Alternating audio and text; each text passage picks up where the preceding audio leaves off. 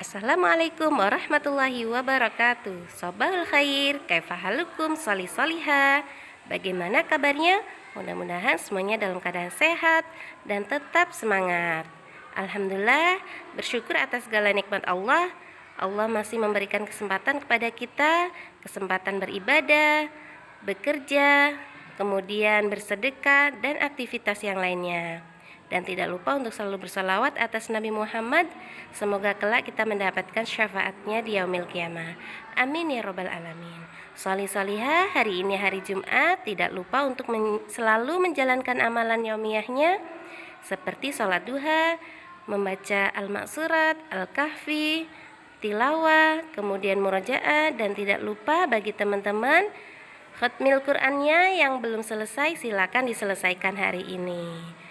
Ustazah berharap teman-teman bisa semangat dan selalu ikhlas dalam menjalankannya.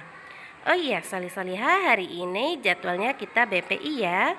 Dan hari ini kita akan membahas tentang jauhi riba. Teman-teman pasti tidak asing untuk mendengarkannya ya. Pengertian riba. Riba berasal dari kata ar-riba yang artinya tambahan atau kelebihan. Riba menurut istilah syara adalah tambahan pada modal uang yang dipinjamkan dan harus diserahkan oleh piutang sesuai jangka waktu pinjaman dan persentase yang ditetapkan. Kemudian dalil tentang riba yang terdapat dalam surat Ali Imran ayat 130 yang artinya, hai orang-orang yang beriman, janganlah kamu memakan riba dengan berlipat ganda, dan bertakwalah kamu kepada Allah supaya kamu mendapat keberuntungan. Kemudian ada dalil yang lain juga, surat Al-Baqarah ayat 275 yang artinya Allah telah menghalalkan jual beli dan mengharamkan riba. Sudah jelas ya teman-teman bahwa riba itu haram hukumnya. Juga ada hadisnya ya teman-teman. Jabir berkata bahwa Rasulullah SAW mengutuk orang yang menerima riba, orang yang membayarnya, dan orang yang mencatatnya. Dan dua orang saksinya. Kemudian beliau bersabda, mereka semuanya sama. Hadis riwayat Muslim. Dalam riwayat lain oleh Abu Hurairah bahwa Nabi juga berkata, pada malam perjalananku Mi'raj, aku melihat orang-orang yang perutnya seperti rumah, di dalamnya dipenuhi oleh ular-ular yang kelihatan dari luar. Allah bertanya kepada Jibril, siapakah mereka itu? Jibril menjawab bahwa mereka adalah orang-orang yang menerima riba. Riwayat lain oleh Abu Hurairah bahwa Nabi SAW bersabda, riba itu memiliki 70 tingkatan. Adapun tingkatan yang paling rendah, dosanya sama dengan seseorang yang melakukan zina dengan ibunya sendiri. Macam-macam riba. Teman-teman, riba dibagi menjadi 4 macam. Apa saja? Yaitu riba fadl, riba nasiyah atau riba jahiliyah, riba qardi, dan riba yad. Riba fadl adalah penukaran dua barang yang sejenis dengan tidak sama ukurannya yang disyaratkan oleh orang yang menukarkan. Contohnya, beras 10 kilo ditukarkan dengan beras 11 kilo. Riba nasiyah adalah tukar menukar dua barang yang sejenis maupun tidak sejenis, atau jual beli yang bayarannya disyaratkan lebih oleh penjual dengan dilambatkan. Contohnya, si A membeli arloji seharga Rp500.000, oleh penjual disyaratkan membayarnya tahun depan dengan harga Rp525.000.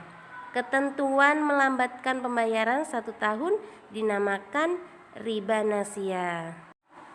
Kemudian riba qardi. Riba qardi adalah meminjamkan sesuatu dengan syarat mendapatkan keuntungan dari orang yang dipinjami.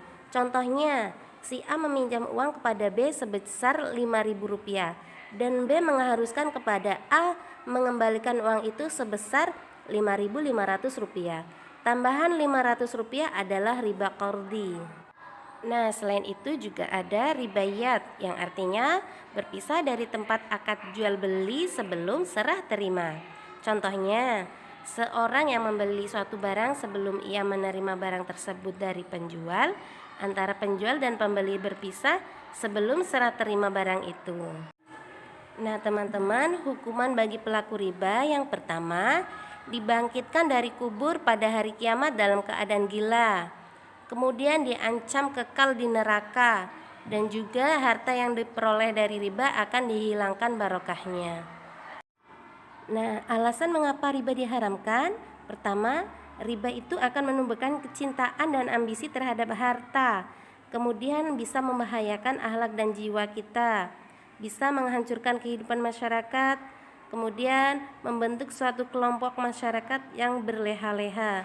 Kemudian juga riba membahayakan perekonomian individu maupun sosial. Nah, ada juga hikmah diharamkannya riba. Yang pertama, membebaskan penindasan ekonomi seorang, kemudian membebaskan sifat malas umat Islam, menghindari kerusakan individu dan masyarakat, serta menghindari perilaku zalim. Nah, bagaimana teman-teman? Mudah-mudahan bisa dipahami dan bisa menambah ilmu buat kita semua ya, dan kita semua bisa terhindar dari sifat riba. Semoga apa yang kita lakukan hari ini mendapat keberkahan dari Allah Subhanahu wa taala. Ustazah mohon maaf atas segala kesalahan. Ustazah akhiri. Assalamualaikum warahmatullahi wabarakatuh.